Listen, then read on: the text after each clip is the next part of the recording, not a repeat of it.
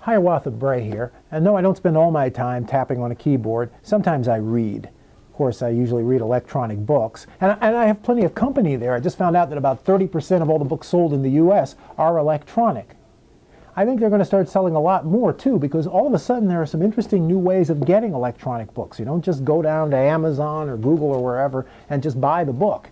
Now there are some alternative ways of getting hold of them that are pretty clever. I'm going to show you one or two of them. Here's one called Oyster. It's a very attractive new service that ought to be pretty familiar to anybody who's got a subscription to Netflix. It's based on the same concept. You pay these guys $9.95 a month, and in exchange, you can log on to Oyster and read any book in their library. And they've got about 100,000 books.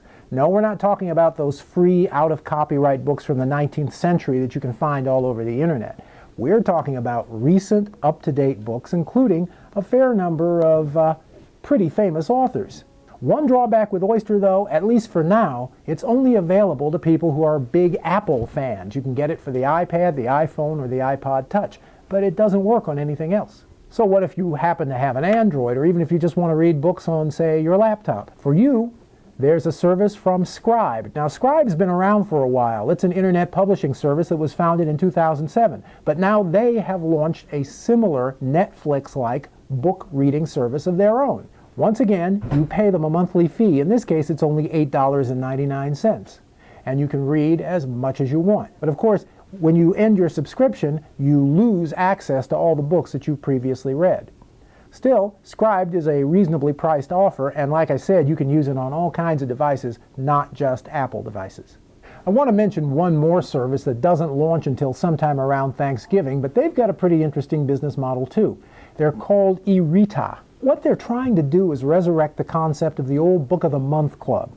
You pay these guys $14.99 a month, and that entitles you to download 2 complete ebooks. And in this case, you get to keep them. The price isn't bad. One other thing, because of the way they do business, apparently they're having more success with publishers getting newer and more up-to-date stuff. The rise of services like Oyster and Scribed and e-Rita actually shows just how powerful this whole electronic book movement has gotten to be.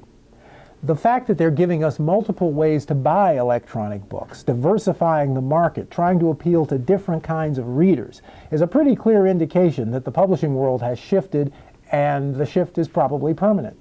I don't think you're going to see printed books going away anytime soon. I was just at a Barnes & Noble the other day, and it was packed. But I got to tell you, it's becoming easier and easier to stay home and get the books you want just by pushing a button. From the Tech Lab, this is Hiawatha Bray.